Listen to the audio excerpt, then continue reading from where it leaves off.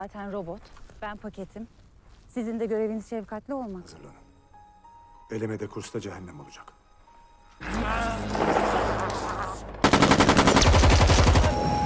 Tam hatırlamıyorum ya.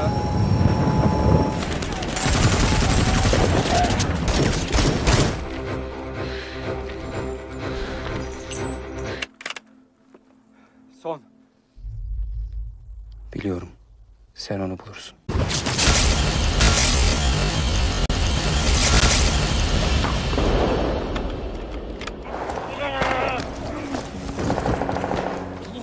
Rüzgarı biliyorsun.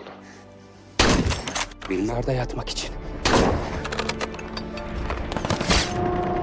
Halo Sobat YSK, pada episode kali ini kita bakal rekap alur cerita film perang asal Turki tahun 2019 yang bercerita tentang tentara pasukan khusus Turki menerima tugas menyelamatkan seorang jurnalis wanita yang disandra oleh ISIS. Namun saat misi mereka berhasil, rasa kemanusiaan mereka kembali diuji saat mengetahui sebuah desa dengan penduduk yang tak berdaya akan dibumi ratakan oleh ratusan teroris. Film ini dirilis tanggal 14 November 2019 dan diganjar dengan rating nyaris sempurna 9,5 dari 10 bintang berdasarkan situs IMDb. Dan ini dia alur cerita film The Mountain 2.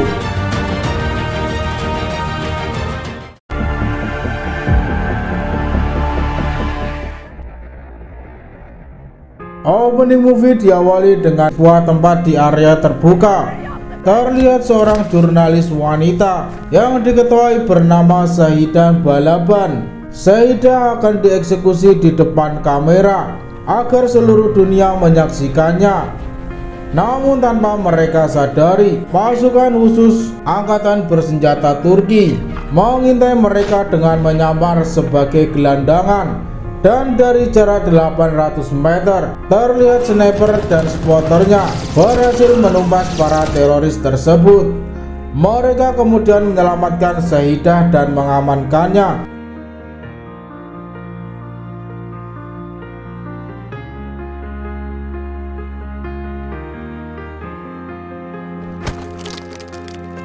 Di sebuah desa di sana, kita diperkenalkan dengan 7 pasukan khusus Turki itu.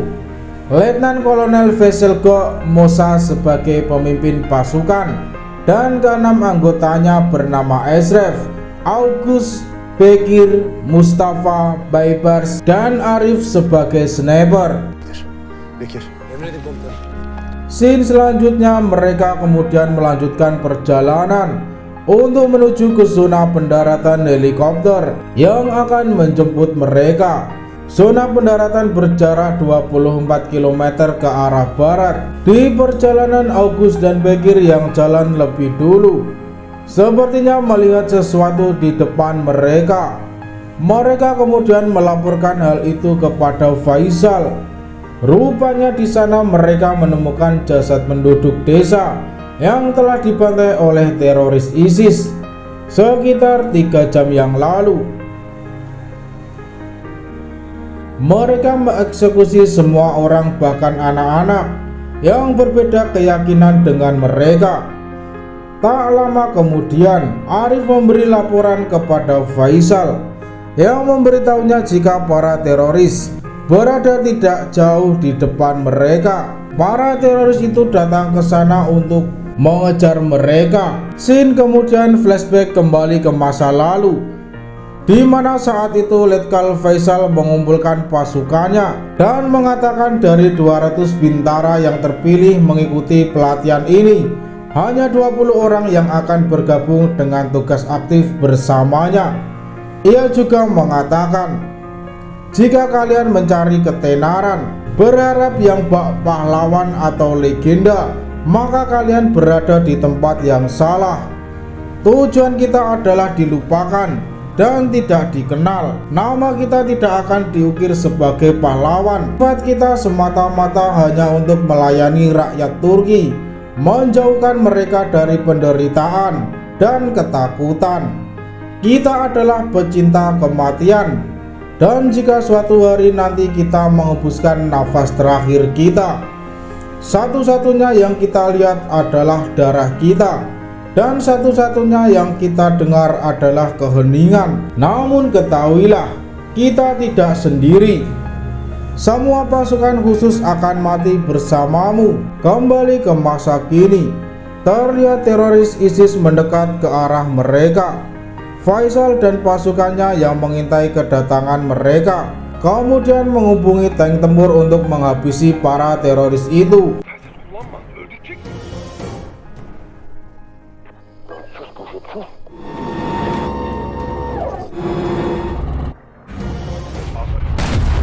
Tembakan pun dilepaskan dan berhasil menghabisi target. Yükselip batmak için. Katmak için. Faisal kemudian menerima panggilan radio dari pusat komando yang memberitahunya jika orang Kurdi kewalahan di utara ada sebanyak 2000 mujahidin telah mengepung gunung untuk menutup perbatasan. Pusat komando meminta mereka untuk segera pergi dari sana karena kini mereka berada di tengah-tengah invasi total. Saidah yang mendengar itu kemudian memberitahu Faisal jika ia mengetahui sebuah tempat yang aman untuk mereka bersembunyi.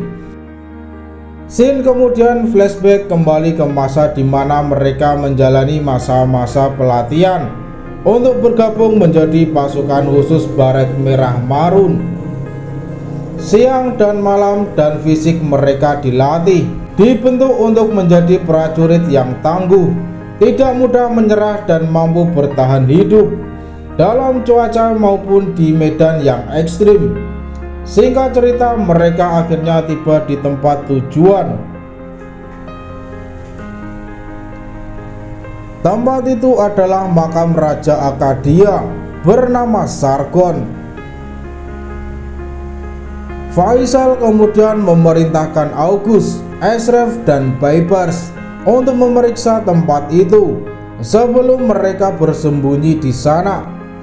Menjelang petang, mereka bertiga bergerak mendekat ke makam Raja Akaida, dan di malam harinya saat sudah berada di sana, terlihat beberapa teroris menjaga tempat itu. Bersenjata perang lengkap, mereka pun beraksi.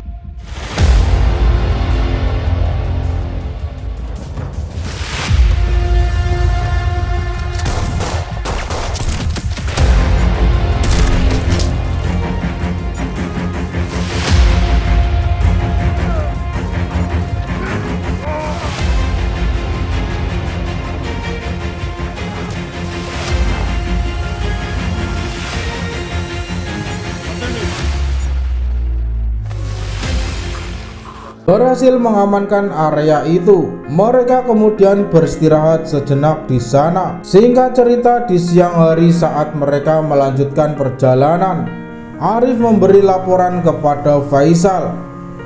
Tidak jauh di depan mereka terlihat pergerakan teroris.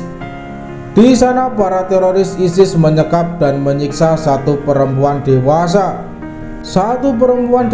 dan mengikat satu anak perempuan. Sersan Bekir yang melihat itu mengatakan, "Kita tidak boleh mengabaikan ini." Begitu juga dengan August dan rekan-rekan lainnya. Mereka akhirnya memutuskan untuk menyelamatkan warga sipil yang disekap itu.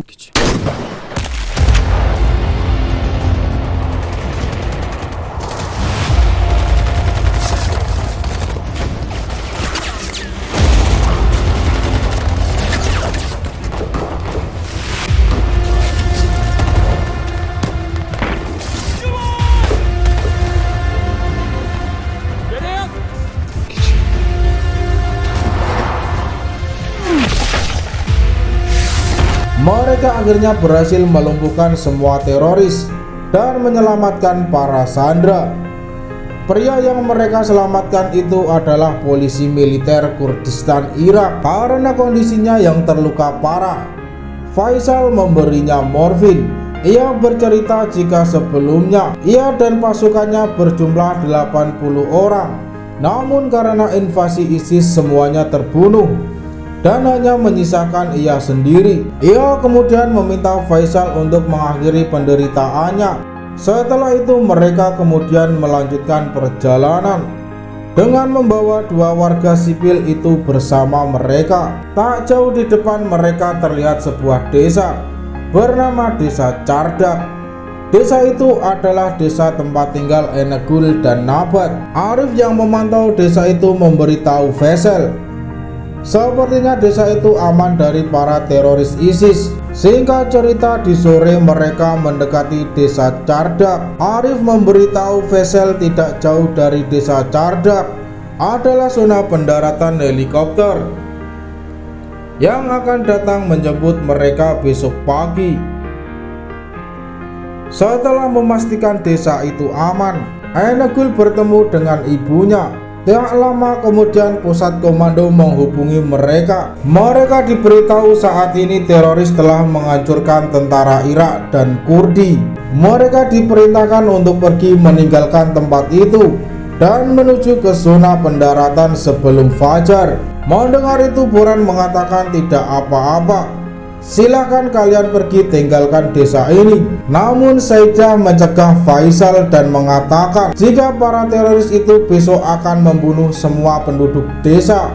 Namun Faisal mengatakan misi kami bukan untuk melindungi penduduk desa. Namun Saidah mengatakan apa mereka penduduk desa yang tak berdosa pantas menerima nasib itu, maka aku lebih memilih untuk menjadi pengecut. Lalu ia pun beranjak pergi. Saat berdua dengan Agus, Faisal mengatakan selama bertugas ia banyak mengabaikan hal yang benar demi misi. Ia kemudian bertanya kepada Agus, apa yang seharusnya kita lakukan? Agus menjawab, pikiranku mengatakan kita harus segera pergi. Perang ini tidak akan pernah ada akhirnya. Jumlah teroris sangat banyak jika kita harus melawan mereka. Keesokan paginya terlihat helikopter jenis T-70 terbang dari pusat komando menuju ke zona pendaratan untuk menjemput Saidah, Faisal dan timnya. Dan setibanya di zona pendaratan terlihat Faisal dan timnya bersama dengan penduduk desa sudah berada di sana. Rupanya Faisal dan timnya memutuskan untuk tinggal dan melindungi penduduk desa yang tersisa. Ia hanya meminta helikopter untuk mengamankan anak-anak dan Saidah pergi meninggalkan desa. Scene selanjutnya, atasan mereka di pusat komando menghubungi Faisal yang nampaknya sedikit kesal. Setelah berkomunikasi dengan atasannya, ia kemudian meminta anak buahnya untuk mengibarkan bendera Turki di puncak desa, karena hari ini tempat ini adalah tanah air kita dengan sumber daya yang terbatas. Mereka kemudian berkumpul, membuat rencana dan memetakan titik-titik strategis untuk menyerang musuh. Lalu setelah itu mereka kemudian membagi tim. Arif si sniper diminta untuk standby di menara masjid. Barun diminta untuk standby menjaga area sekitar masjid. Ranjau Klemer dipasang di jalur yang akan dilewati musuh. Jerigen minyak yang diisi bubuk mesiu dan granat juga ditempatkan di jalan untuk meledakkan musuh. Vipers dan Ashraf diminta untuk standby di garis tengah.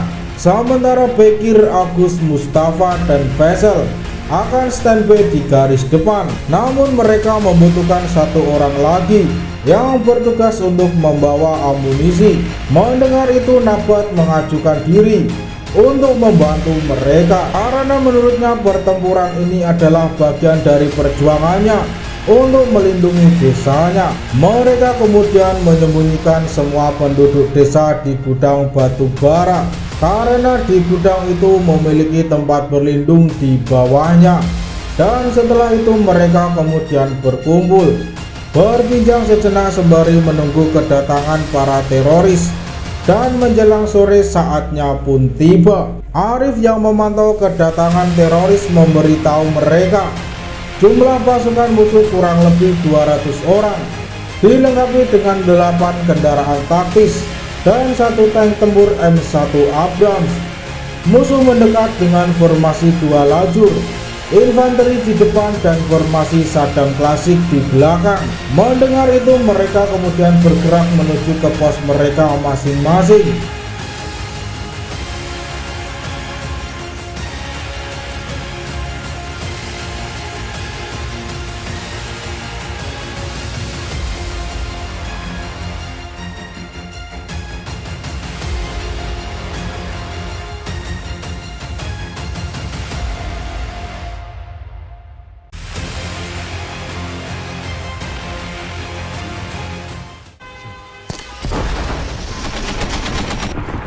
çatmak için.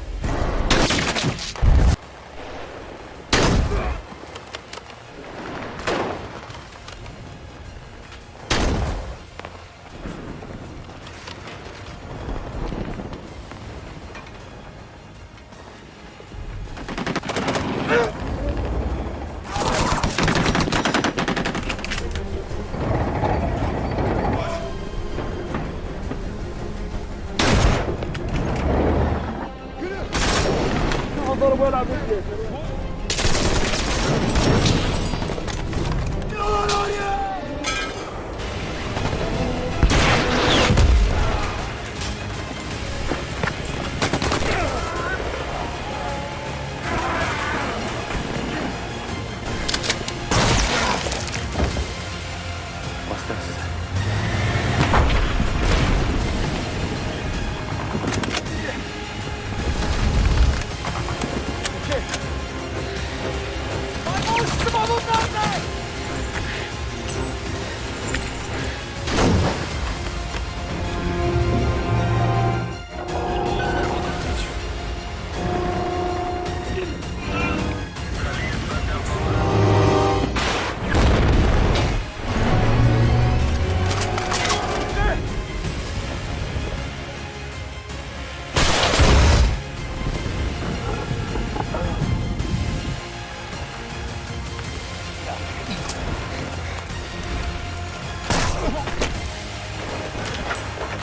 Yola düşüyor.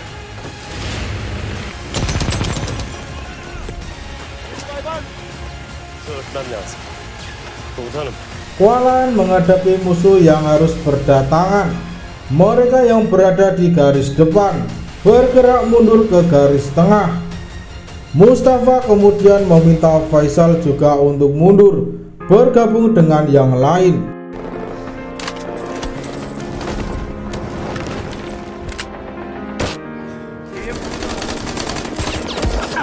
Terus menghadapi serangan musuh. Namun karena kalah jumlah, ia yang tertembak dan terpojok akhirnya tertangkap. Ia yang tertangkap kemudian meminta Arif untuk menjaga dan merawat putranya dan meledakkan dirinya.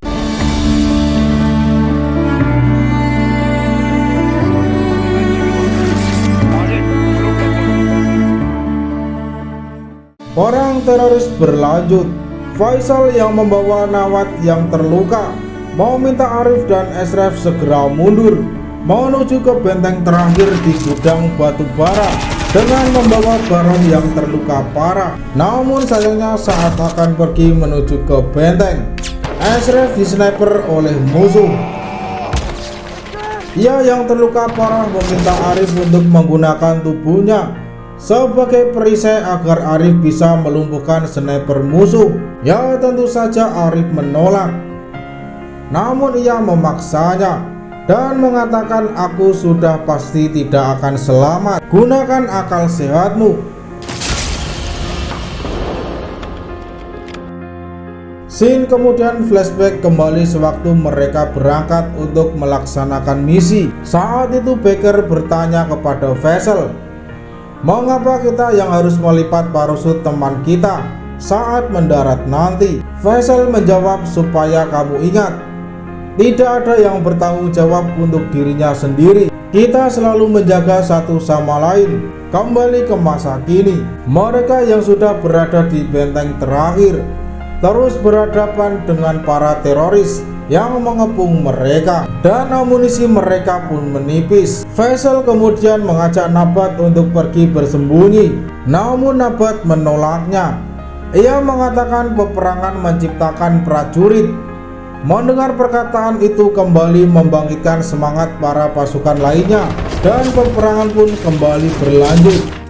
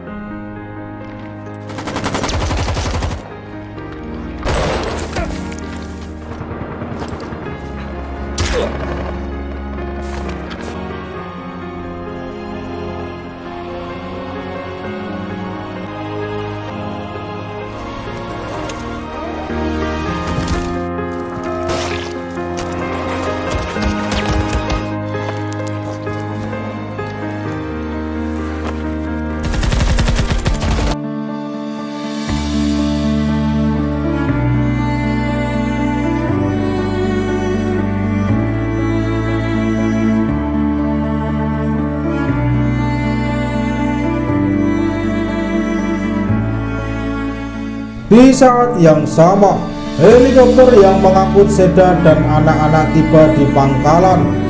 Sesuai permintaan Faisal, ia pun membuka surat yang diberikan Faisal. Isi surat itu Faisal memberitahunya, aku memiliki seorang putri yang telah lama meninggal. Jika dia hidup, aku ingin ia menjadi sepertimu, memiliki hati nurani, memiliki banyak pengetahuan dan suka dengan tantangan. Aku ingin ia mengungkapkan kesalahan kita selama ia cinta untuk negara dan segala kesalahannya. Jika Anda ingin menghormati kami, maka cintai kami. Di bawah bendera Turki yang berkibar.